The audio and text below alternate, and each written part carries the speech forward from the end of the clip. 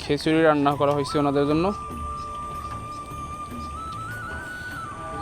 তো ওনারা খাওয়া দাওয়ার পরে আবারও কাজ শুরু করবে।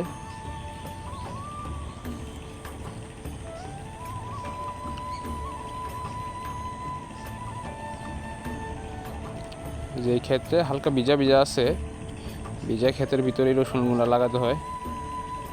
আর রসুন লাগানোর পদ্ধতি লগা রসুনের কোয়া লাগাতে হয়। এই যে লাগাচ্ছে আমার চাচাতো ভাই, আমার কাকা। এই যে রশি টানিয়ে টানিয়ে এইভাবে রসুন লাগাতে হয়, যে রসুনের কোয়াগুলো লাগাতে হয় কেদার ভিতরে লাগাইতেছি।